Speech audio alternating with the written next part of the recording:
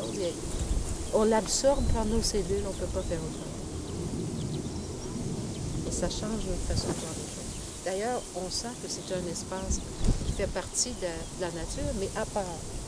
C'est très différent quand on marche dans un champ et quand on arrive dans le port, dans le champ. C'est plus le même espace. On se sent, comment dirais-je, harmonieux, ailleurs et en même temps vraiment dans la nature, mais en même temps ailleurs et protégé. On se sent bien ici. C'est comme retourner chez soi. On se sent bien. Il n'y a pas de crainte, on n'a pas peur, on n'est pas inquiet. Tout semble normal et naturel. C'est vrai. Il n'y a pas d'inquiétude, il n'y a pas de danger. Et ça a l'air normal. Et Et pourtant, quand on parle à quelqu'un d'un corps circo, il voit ça comme anormal. Et moi, ici, je me sens dans la normalité. Oui, parce qu'en fait, on se place dans l'énergie, quoi. Et l'énergie, c'est quelque chose de normal. On se Là sent où très c'est plus bien. normal, c'est quand on commence à gesticuler, à réfléchir, à fantasmer, à bouger, quoi. C'est pas notre véritable vie, ça. Et aussi, notre véritable vie, c'est d'être dans la nature. Oui. On fait partie de la nature. Et vivre dans des maisons, toujours, c'est pas normal. On se sent très bien ici, dans la nature. On se sent protégé, à l'aise, on est bien, on sent l'air sur nous. Même quand il pleut, on est très heureux parce que l'année passée, on a passé à la pluie battante dans les crops, voyez-vous, avec nos imperméables et nos parapluies. Et tout le monde était heureux. On se sentait tellement bien, comme aujourd'hui. Ça n'a pas d'importance. Oui. Qu'il y ait de la pluie, du soleil, des nuages. On se sent bien.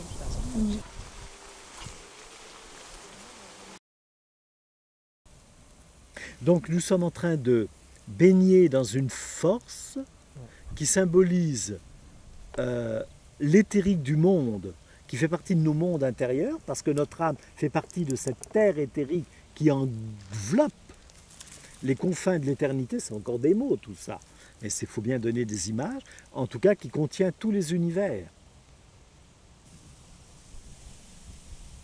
Là actuellement, nous sommes au centre de l'univers et enveloppés des autres univers. Nous sommes à notre place. C'est ça aussi que ça signifie. C'est que en tant qu'être de lumière, que création divine, nous sommes à notre place. C'est notre corps, notre enveloppe charnelle, qui nous fait croire à travers nos névroses que nous sommes jamais à notre place et que ça va mal. Mais sur le plan spirituel, là où nous nous trouvons, nous sommes à notre place toujours. Et dans des décors sacrés, comme dans des lieux, des temples, peu importe, chaque fois où des gens ont espéré, ont prié, se sont élevés, ça devient sacré. Là où nous nous trouvons, comme les lieux que nous pouvons visiter, nous sommes à notre place, c'est notre véritable demeure. Il y a plusieurs demeures dans la maison de mon Père.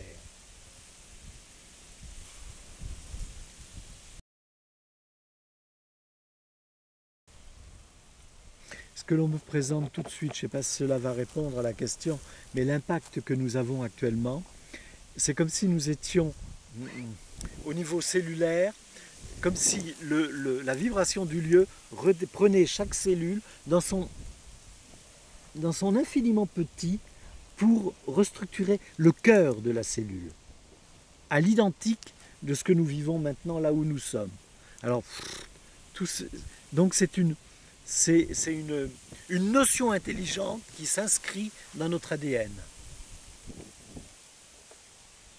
Et certainement, on pourrait le comprendre ainsi, permettra à notre cerveau de vivre d'autres connexions. Et aussi, en étant inspiré, de le solliciter de manière plus saine, moins par l'aspect matériel et beaucoup plus par l'aspect spirituel, ce qui va lui donner une ressource intelligente, ce qui lui permettra de faire des connexions. C'est un principe alchimique. C'est ça que l'on répond. D'autres connexions. Une ouverture au niveau du cerveau. Toujours plus. Oui, parce que nous sommes dans un monde d'énergie. Donc là, on est assis par terre, on est entouré de murs de blé ou d'avoine, je ne sais pas ce que c'est. Oui, peut-être, mais en réalité, nous sommes dans un monde d'énergie. Donc, l'énergie n'a pas de distance. Et tout le monde, pour donner une image, respire cette énergie, est vivant de cette énergie, où qu'il soit, au Canada, au Japon, en Angleterre ou en France. Il n'y a pas de distance. Donc, tout ce qui est vibrant ici est offert grâce à notre conscience, à la conscience que nous en avons. C'est offert, c'est mis en activité, comme si c'était placé à la dimension de l'homme. C'est comme si nous formions une cellule, nous percevons, et comme nous comprenons de chacun de manière différente, mais il y a forcément des correspondances dans le monde, à notre perception, donc l'inconscient collectif mystique se trouve touché par notre expérience. Alors du coup, c'est profitable à tout le monde.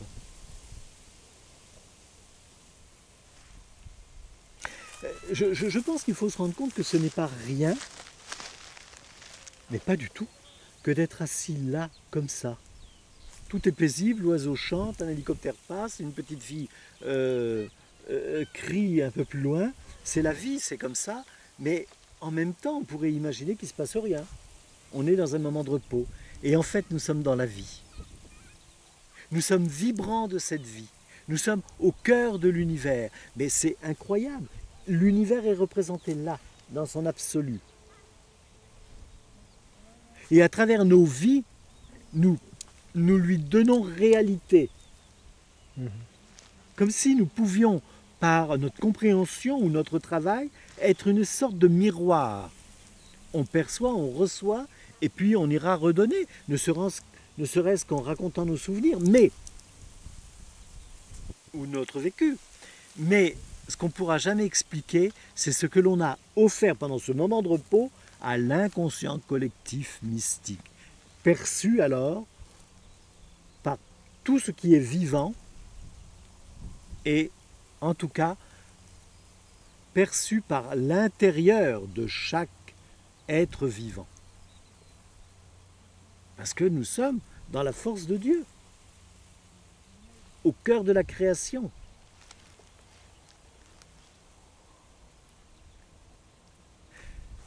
Un crop circle, on peut aussi... Alors c'est certainement plus que ce que je dis, mais moi je fais comme je peux, comme on me le dit, comme je comprends, je le redonne. Mais c'est certainement bien plus que ça, bien évidemment, mais bon, ça dépend de notre évolution. Moi, c'est en fonction de la mienne, et elle n'est pas plus que que les autres. Le crop circle, celui-ci du moins m'inspire cela, c'est vraiment un impact, un dessin de l'univers. C'est comme ça que l'univers fonctionne. Mais en même temps, c'est un résultat, une image. Une image. C'est un impact, c'est une image. Mais imaginez dans la hauteur, ce dessin, dans les différentes dimensions, il a sa réplique énergétique, jusqu'aux confins des univers. Parce que ce qu'il faut comprendre, c'est qu'on voit là, dans le dessin, le blé ou l'avoine, ou peu importe, c'est tressé, ça forme un dessin, ok. Mais dans l'univers, sur le plan de l'énergie et sur le plan de l'invisible, c'est la même chose. Les énergies, toutes les intelligences sont comme tressées, véhiculent une source, qui véhicule elle-même une évolution, qui correspond à une planète, à une vie, à une source de vie. C'est tout ça. Là, on se rend bien compte qu'on n'est pas tout seul quand même. Et on a besoin d'être en contact avec les mondes supérieurs. La preuve, on fait la démarche, on vient s'asseoir dans l'impact. C'est comme une offrande, un crop circle. C'est une invitation à venir. C'est déjà une première communication, un premier échange avec d'autres mondes. Mais pour l'instant, tout est en train de se faire intérieurement, car qu'est-ce qu'il y a d'intelligent en nous, sinon que notre âme? Parce que ça dépasse un peu notre entendement quand même. Donc, à un moment donné, nous serons en conscience connectés avec les autres mondes. parce qu'un rêve, parce qu'une compréhension, parce que simplement un renversement de conscience. Alors on saura à ce moment-là que le travail a bien été fait. Je crois qu'on n'a pas fini d'être émerveillé, parce que c'est aussi ça qu'il faut qu'on retrouve, c'est l'émerveillement. On vit notre quotidien non pas comme un émerveillement, mais comme une lourde tâche, comme un lourd karma. Alors qu'on devrait au contraire chaque matin se dire « Mon Dieu, encore une journée extraordinaire. Qu'est-ce qu'elle va me réserver cette journée de merveilleux quoi. Comment je vais sentir Dieu en moi? Comment je vais le voir à travers l'autre ?» Non, on se dit « Ah, encore une journée. Oh, il fait chaud. Ah, il pleut. » On ne profite pas de la vie. On se lamente sur ce qui est éphémère. C'est quand même un comble. Ça veut bien dire qu'on a perdu la vérité quand même. Or, tout cela, c'est un émerveillement. Quand on voit les dessins vus d'avion, quand on voit les photos, on se dit non, mais on n'en revient pas, on est écrasé par tant de perfection. Moi, c'est ça qui me touche, de la perfection. Quand je pense que cette perfection-là me représente, dans mon énergie, j'en reviens pas. Comment que ça se fait que j'en suis pas digne, que je me sens pas digne? Comment que ça se fait que, au contraire, ça devrait me permettre de restaurer l'estime en moi et de d'avoir de l'estime pour l'autre? Encore une fois, vous remarquerez que finalement, sans en avoir l'air, je parle des valeurs. Il n'y a rien à faire. C'est ça. Comment se fait-il alors que je parle pour tout le monde, que je ne me sens pas bien, que ça ne va pas, que je suis toujours en train de me plaindre, de moins en moins, mais malgré tout, alors que tout est émerveillement. Là, tout de suite, on est assis dans un cercle parfait qu'une dimension supérieure a créé pour notre bien-être, pour qu'on puisse revenir à la maison, dans une des maisons du Père. Quand même, mais c'est grandiose. Ça veut dire que je suis aimé, on est aimé par quelqu'un qu'on ne connaît même pas. Moi, je trouve ça sidérant, quoi. Et puis, tout ça, c'est comme des rébus. À nous d'être intelligents, de l'éveiller, cette intelligence, et d'en comprendre tout le principe, à nous d'intégrer tout ça et de se poser les bonnes questions. Nous sommes revenus au temps de Platon qui affirmait qu'il faut se réapproprier ses pensées. Car chaque pensée est créatrice, chaque pensée est énergétique et correspond à un chemin. On n'arrête pas de penser, mais par rapport à la pensée des autres. Il faut se réapproprier notre pensée. Il faut se réapproprier notre vie mystique. Il faut se réapproprier notre spiritualité. Et les crop circles vont nous y aider. On a fait une démarche de venir ici. C'est pas pour dire, prendre des photos, puis dans 3 jours, quand on va quitter, on va dire c'était bien. Non, non. On est venu chercher un ordre de mission. Voilà, voilà. Un crop circle, c'est un ordre de mission. On va en faire quoi de cette photo? La faire agrandir, encadrer, pour que tout le monde nous envie? Oui, oui, j'ai vu un crop circle. Ah, commencer. Puis alors commencer à expliquer, et puis vous savez bien, comme les souvenirs, on est toujours en train de les enjoliver. Voilà. C'est-à-dire, en voulant dire la vérité, on racontera des mensonges. Parce qu'on va simplement expliquer un peu mieux. On y rajoutera notre patte. La création, c'est pas ça. Donc nous sommes venus chercher notre feuille de route qui nous conduit à l'intelligence intérieure pour nous élever dans cette immensité en conscience. Parce que c'est ça. C'est ça. Les crop circles sont des manifestations intelligentes des différents mondes, peut-être peuples d'ailleurs. Comme je l'explique dans le petit livre, c'est comme si la pensée venue d'ailleurs, elle est créatrice, elle est énergétique, elle traverse toutes les couches, prend des formes, et puis c'est comme le bout du doigt qui touche là, c'est là qu'est la pensée. Et la géométrie sacrée prend place. Et nous, on vient respirer ça, on vient se faire sculpter énergétiquement par cette intelligence. On vient en prendre la forme. Et cette forme-là, cette géométrie-là, parle à nos cellules. Parce que ça fait partie de l'origine et que notre ADN doit retrouver son origine pour reprendre le véritable programme. Notre véritable monde est spirituel, il est divin, il n'est pas matériel. Nous sommes en vacances quand on vient dans l'incarnation.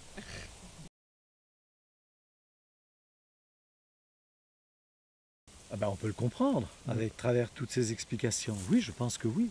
Parce que de toute façon, nous sommes interdimensionnels.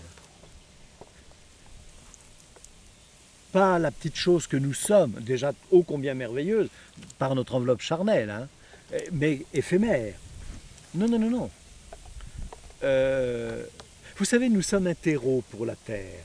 On est fait de cette terre et on retourne poussière.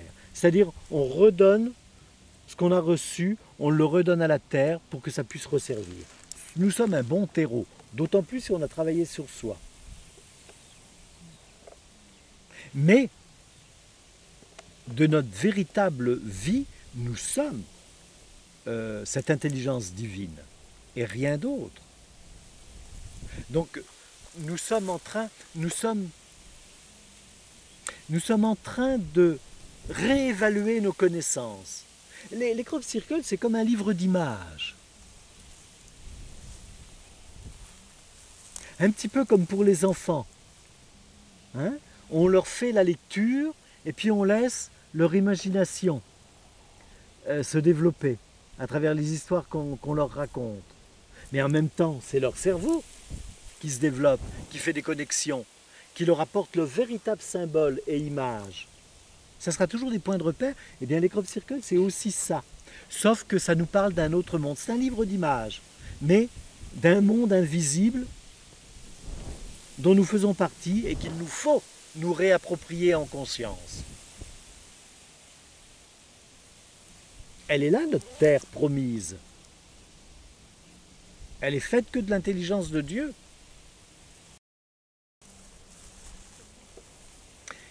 Quand on a conscience qu'on s'installe dans un crop circle comme nous le faisons maintenant, il faut aussi bien penser que c'est très initiatique, même si on ne perçoit rien, même si on n'est pas chatouillé, même si on n'a pas d'émotion particulière. Il y a forcément une situation initiatique, déclenchée par nous-mêmes, même si nous venons que par curiosité. Ça ne fait rien. La curiosité, elle est transmutée. C'est toujours une situation initiatique. Nous traversons. Là, actuellement, nous sommes assis dans une sorte de compilation d'énergie qui a traversé des mondes. Pour autant, ça ne donne pas une distance, une notion de temps, parce que tous les mondes se coexistent et cohabitent ensemble, si j'ose dire. Mais tout est là. Le crop circle, c'est un impact de cela. Nous sommes assis dans différents univers en même temps, énergétiquement. Et ce que nous sommes en tant qu'âme se nourrit de cela. Il y a une alchimie qui se fait. C'est ce que je perçois.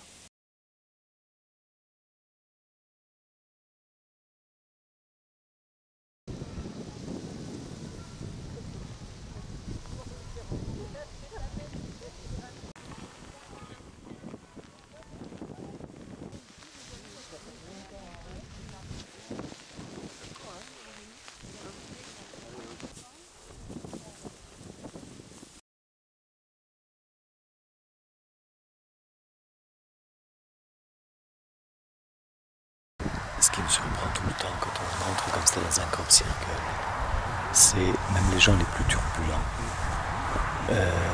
ceux qui ne sont pas du tout disciplinés. Malgré tout, d'un seul coup, c'est comme lorsqu'on rentre dans une église ou dans un temple. Il y a quelque chose qui s'installe, une force qui appelle au respect. Puis c'est impressionnant de voir tous ces gens turbulents qui savent tout, qui d'un seul coup se taisent. Parce que je crois qu'ils sont dépassés par ce qu'ils ressentent. Ils ne comprennent même pas ce qu'ils ressentent. C'est intéressant de voir que d'un seul coup, ils se mettent à l'écoute du lieu, comme s'ils se mettaient à l'écoute de leur propre intelligence, qu'ils n'arrivent pas à définir, à traduire, parce que bien sûr, ils ne l'ont jamais écouté, donc ils ne savent pas. Et je crois aussi que les crop circles, c'est ça. C'est que d'un seul coup, ça nous met place à l'évidence, on est devant un grand mystère, devant quelque chose de puissant qui nous écrase. On a besoin de réfléchir, de s'arrêter, d'être dans le silence, d'écouter, puis d'écouter les impressions, d'écouter ce qu'on ressent pour essayer d'analyser. C'est réellement une manière de se rapprocher de soi. Se rapprocher de soi, c'est aussi une manière de se rapprocher de Dieu. On est, quand on est dans un groupe cercle, moi j'ai constaté qu'on est, oui, on est comme tenu en échec quelque part. Sauf qu'à un moment donné, bien évidemment, on s'installe dans le silence profond de l'intelligence qui envoie quelques idées, quelques petites lumières qu'on sait relier entre elles et on s'aperçoit, on se surprend en train de penser autrement. Et ça, c'est vraiment intéressant. Et ça fait ça à tout le monde, hein, bien sûr, alors de manière différente.